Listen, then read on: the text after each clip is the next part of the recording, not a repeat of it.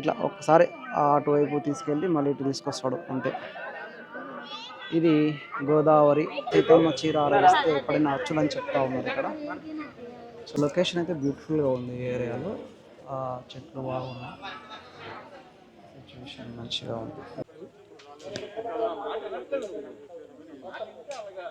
Hi everyone, ప్రస్తుతం నేను నాగర్ కర్నూల్లో ఉన్నా. ఈరోజు మరి భద్రాచలం వెళ్తూ ఉన్నా.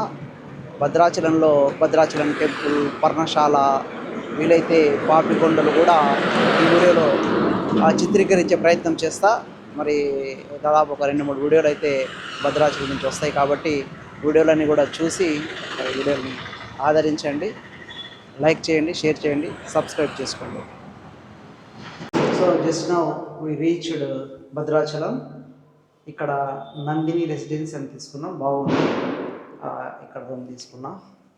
This is 403 and very big room, double bedded. So ఇదే నందిని రెసిడెన్స్, ఇందులోనే మేము స్టే చేసాం. ఒకసారి మన హోటల్ చూస్తే ఇది చాలా దగ్గర ఉంటుంది. అంటే మనకి టెంపుల్కి just 2 minutes walkable distance. This is Nandini residence. This is the way to go temple. ఇది భద్రాద్రి రాములవారి ఆలయం. వైకుంఠ ఏకాదశి సందర్భంగా మరి లైట్లతో దేదీప్యమానంగా వెలిగిపోతూ ఉంటుంది. అయితే దానికి కెమెరా మాత్రం టెంపుల్ లోపలికి అనుమతి ఉండదు. ఆలయాన్ని ఎంతసేపు ఉన్న ఈ ముందు నుంచి తర్వాత వెనుక నుంచి మాత్రమే మనం చూసుకోగలం. ఆలయం రూపురేఖలు అన్నీ మారిపోయినాయి. అంటే నేను దాదాపు ఒక 8 సంవత్సరాల క్రితం వచ్చినట్లున్నా. అప్పటికిప్పటికీ ఇక్కడ మాడవీధుల్లో మనకు ముఖ్యంగా ముందల వీళ్ళు ఒక ఆడిటోరియం లాంటిది, అంటే నిత్యం కూడా మరి సాయంత్రం ప్రోగ్రామ్స్ ఇక్కడ ఏర్పాటు చేసుకునేటట్టుగా ఉన్నారు. మరి వైకుంఠ ఏకాదశి సందర్భంగా ఇంకా స్పెషల్ ప్రోగ్రామ్స్ ఏర్పాటు చేశారు. చూడండి, శ్రీరామ రక్ష సర్వ జగద్రక్ష అని చెప్పేసి ఇక్కడ లోపల కొన్ని ప్రోగ్రామ్స్ జరుగుతూ ఉన్నాయి.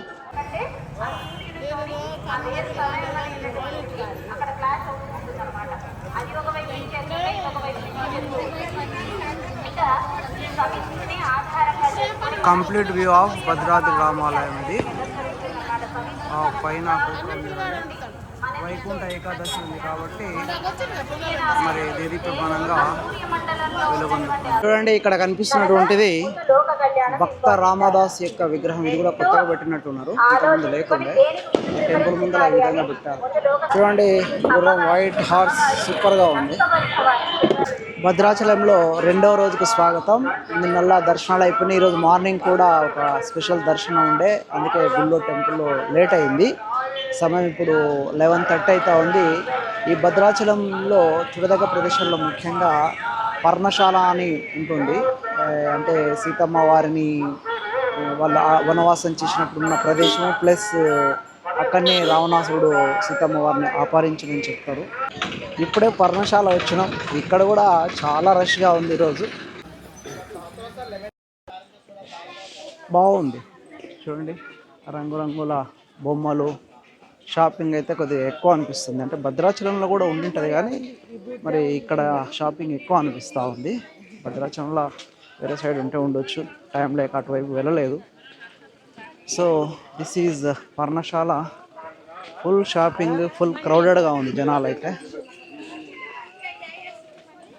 ఇది పర్ణశాల దేవాలయం, శ్రీ సీతారామచంద్ర స్వామి వారి దేవస్థానం పర్ణశాల, శ్రీ భద్రాద్రి దుర్గక్షేత్రం యొక్క అనుబంధ ఆలయం.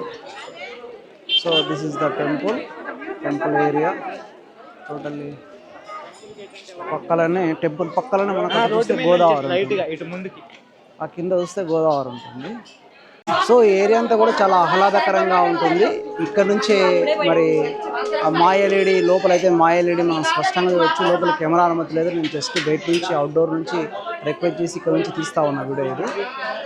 ఈ విధంగా లోపల మనకి ఇవన్నీ ఉంటాయి. అది పర్ణశాల, అక్కడ కనిపించేది పర్ణశాల అని చెప్పేసి. అక్కడే రాములవారు సీతమ్మ ఉండేవాళ్ళు అని చెప్పేసి చెప్తారు. ఇది సిచ్యువేషన్. ఇక్కడ పర్ణశాలలో ఇక్కడ సీతారామస్వామి దేవాలయం ఉంది. లోపలికైతే వీడియోస్ కెమెరాస్ అనుమతించడం కాబట్టి ఇక్కడ నుంచి అంత బయట తీస్తాను. టోటల్గా పర్ణశాల ప్రాంతం ఇది. పర్ణశాల టెంపుల్ ఈ విధంగా ఉంటుంది. సో మనం చాలా తిప్పలు పడి పర్ణశాలను చిత్రించడానికి ఇక్కడ నుంచి వచ్చాము. ఇది పర్ణశాలలో యాక్చువల్గా ఏంటంటే ఈ విధంగా చూడండి సీతమ్మ వారు లక్ష్మణుడు నమస్కరిస్తున్నట్లుగా. ఇది ఆ రోజు కుటీరం అని చెప్పేసి దీన్ని భద్రంగా కాపాడుతున్నామని చెప్తారు. మంచి ఒక చెట్టు ఈ అడవిలో ఈ విధంగా ఉండింది పర్ణశాల. దిస్ ఈస్ పర్ణశాల. ఇక్కడ కూడా చూడండి, నేను బయట నుంచి వచ్చి తీస్తూ ఉన్నాను ఇది కొంత చూద్దామని. అక్కడ చూడండి రావణాసురుడు కూడా మనకు కనిపిస్తూ ఉంటాడు. రావణాసురుడు ఈ విధంగా ఈ కుటీరాన్ని పర్ణశాల అని చెప్పేసి వీళ్ళు అంటారు. ఇక్కడ నుంచే రావణాసురుడు సీతమ్మను అపహరించడని చెప్తారు. ఇది పర్ణశాల. సో ఫుల్లీ క్రౌడెడ్, చాలా క్రౌడెడ్గా ఉంది ఈ పర్ణశాల ఏరియాలో.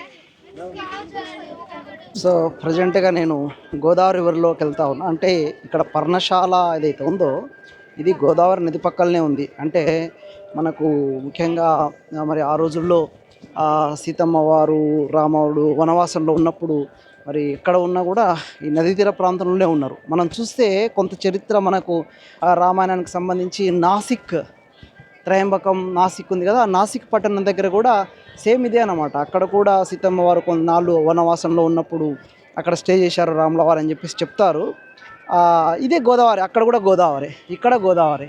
అంటే రామాయణం అంతా వాళ్ళు వనవాసంలో ఉన్నప్పుడు ఈ గోదావరి చుట్టూతోనే తిరిగినట్లు కనిపిస్తుంది. చూడండి ఇక్కడ ఎవరో స్కూల్ పిల్లలు వచ్చిండ్రు, భోజనం చేస్తున్నట్టు, మధ్యాహ్నం టైం అయింది. ఇది సిచ్యువేషన్ ఇక్కడ. అందరూ కూడా ఇక్కడ నుంచి మనం బోటింగ్లో ఒక్కసారి ఈ రివర్లో కొద్ది దూరం తీసుకెళ్ళి వస్తారట, బోటింగ్ వెళ్దాం. సో ఈ విధంగా బోట్ రైడ్ చేయొచ్చు.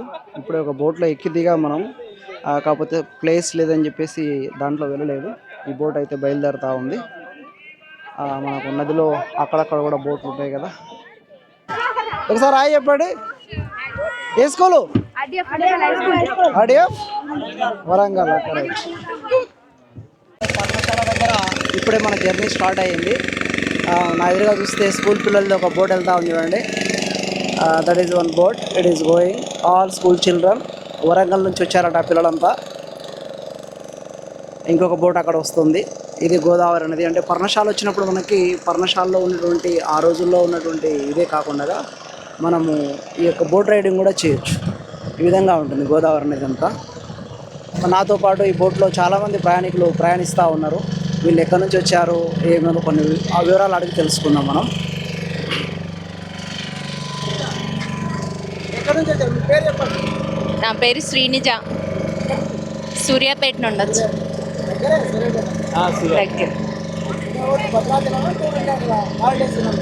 భద్రాచలం. నా పేరు సురేందర్ రావు, టీచర్, గవర్నమెంట్ టీచర్. అట్లా sir.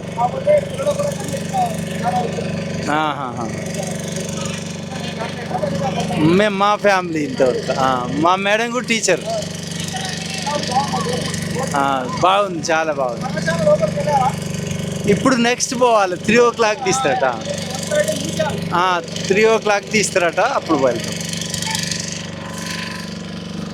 My name is Suchitha, teacher అండి, తుంగతుర్తి మండల్ వెంపటి.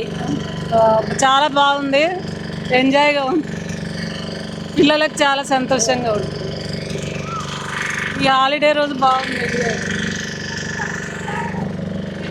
నా పేరు శ్రీనికేష్, మాది సూర్యాపేట్. నార్మల్ హాలిడే అని వచ్చాం. సో ఈ విధంగా యూఎస్ఏ ఓకే రైట్. సో ఈ విధంగా మరి గోదావరి నదిలో చూడండి బోట్ జర్నీలో అందరూ కూడా ఎంజాయ్ చేస్తున్నటువంటి దృశ్యాలు మనకి ఇక్కడ కనిపిస్తూ ఉన్నాయి. This is river Godavari. ఎక్కడెక్కడ నుంచి వచ్చారు వీళ్ళు. సో ఇది boat journey in Godavari river at Parnasala. అంటే ఈ గోదావరి మనకు త్రయంబకేశ్వర్లో పుట్టి మహారాష్ట్ర గుండా ప్రవహిస్తూ ఆ విధంగా ఇక్కడ కిందికి వస్తూ ఉంటుంది. This is Godavari. మనకు ఎదురుగా ఒక బోట్ వస్తుంది చూడండి. ఇక్కడే అంటే ఈ నీళ్ళు ఎందుకున్నాయి గోదావరిలో ఈ టైంలో, జనవరి టైంలో అంటే ఇక్కడ మనకు దుమ్ముగూడెం అని చెప్పేసి ఒక ప్రాజెక్ట్ ఉంది. దాన్ని సీతమ్మ సాగర్ అని చెప్పేసి అంటారు. ఆ ప్రాజెక్ట్ ఉండడం వల్ల ఇక్కడ భద్రాచలం పైకి, ఇది భద్రాచలం నుంచి ఒక 35 కిలోమీటర్ల దూరంలో ఉంటుంది పర్ణశాల. ఇక్కడ ఈ విధంగా నీళ్ళు ఉన్నాయి చూడండి. మన ఎదురుగా కూడా ఒక బోట్ వస్తూ ఉంది. ఇది totally this is the Godavari.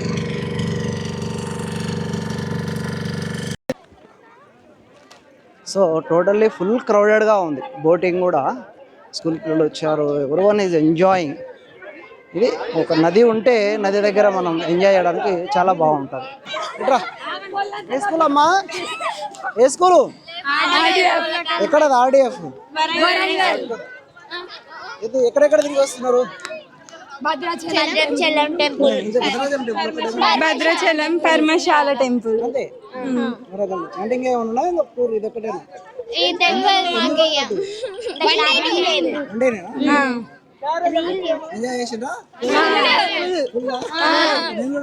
Seethamma వారి నారచీర ఇది. ఇక్కడ సీతమ్మ వారు స్నానం చేసి బట్టలు ఉతుకున్నదని ఒక నమ్మకం. చూడండి, ఇక్కడ కూడా జనం అంతా ఫుల్గా ఉన్నారు. Fully crowded. ఇవన్నీ కూడా వీటి మీద కాలు పెట్టదని గుర్తులు పెట్టారు. ఇది ఈ ముందర కనిపిస్తున్నటువంటి బండ మీద కొన్ని చారల్లాంటి గుర్తులు ఉన్నాయి. బండలకు సహజంగా వస్తాయి అవి. సరే, ఏదేమైనా భక్తుల యొక్క నమ్మకం ఏంటంటే ఇక్కడ సీతమ్మ వాళ్ళు బట్టలు ఉతుకొని స్నానం ఆచరించి చీరలు ఆరేసుకునేటటువంటి ఒక నమ్మకం. పైన అమ్మవారి చీర గుర్తులు చూడాలంటే చీర గుర్తులు ఒకటే ఉండవు. వాటితో పాటు మీరు చూడాల్సిన గుర్తులు ఉన్నాయి, తెలుసుకోవాల్సిన గుర్తులు ఉన్నాయి. మొత్తం 9 గుర్తులు ఉన్నాయి. అవి ఏంటి అనేది మేము చెప్తాము. ఆ తర్వాత ఒక దారి చూపిస్తాము. దారిలో దండం పెట్టుకుంటూ వెళ్ళండి. చెప్పేటప్పుడు జాగ్రత్తగా వినండి అందరూ కూడా. సీతమ్మ వారి రాముల వారి వనవాస కాలం 14 సంవత్సరాలు. ఈ 14 సంవత్సరాల వనవాస కాలంలో ఉన్న అమ్మవారు స్వామి వారు లాస్ట్ లో ఒక 3 సంవత్సరాలు మాత్రమే పర్ణశాల గోదావరి నది ఒడ్డు తీరాన కుటీరాన్ని నిర్మించుకొని నివాసం ఉండేవారు.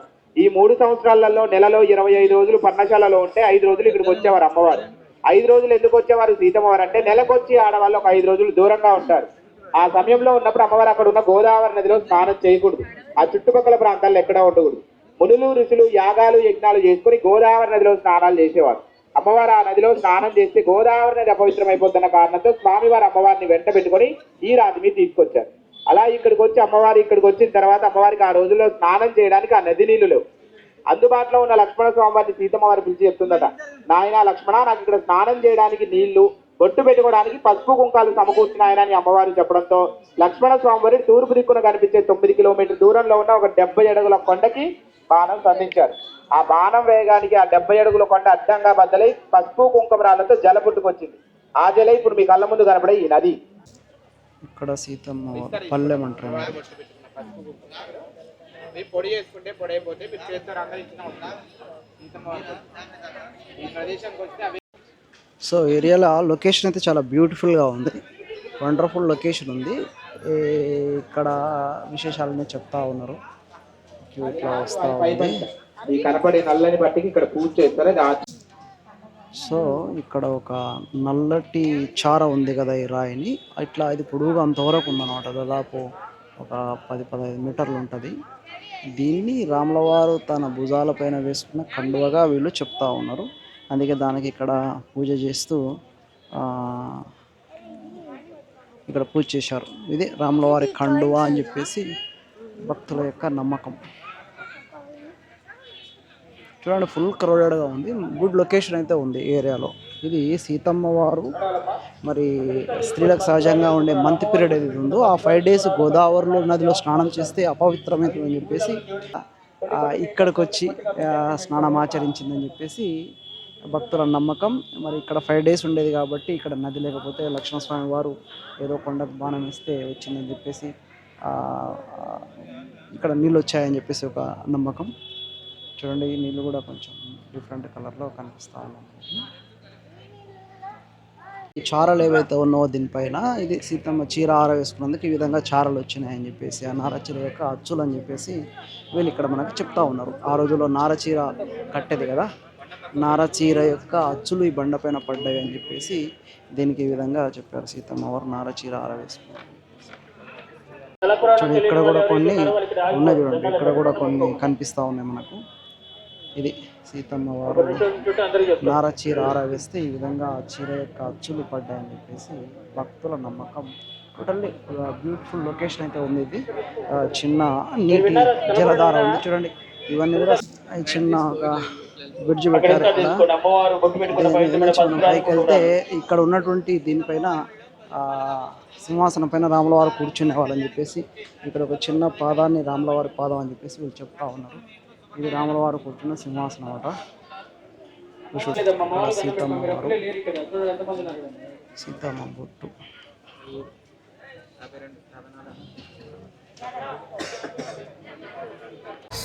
శూర్పణఖ రాళ్ళగుట్ట. శూర్పణఖ ఇక్కడ ఉండేదని చెప్పేసి, శూర్పణఖని ఇక్కడ నుంచి లక్ష్మణుడు తరిమేయండి చెప్పేసి ఒక నమ్మకం. మరి వెళ్ళేదారిలో శూర్పణఖ రాళ్ళగుట్టకు వెళ్ళేదారిలో మంచి షాపింగ్ కూడా ఉంది. ఇటు షాపింగ్, అటు మోక్షం, రెండు సఫలమవుతాయి ఇందులో. శూర్పణఖ రాళ్ళగుట్టకు దారి.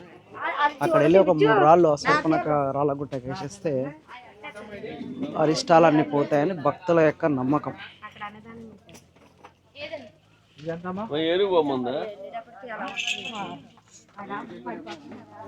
This is the way to go Shurpanakha రాళ్ళగుట్ట.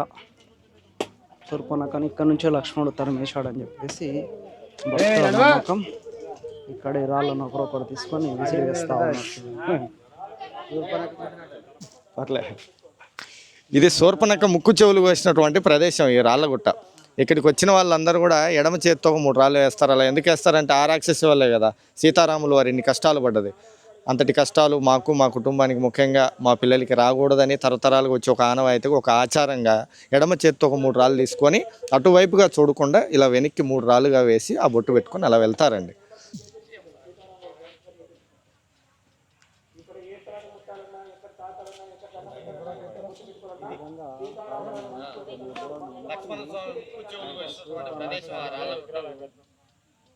విగ్రహాలు ఏం పెడతారా,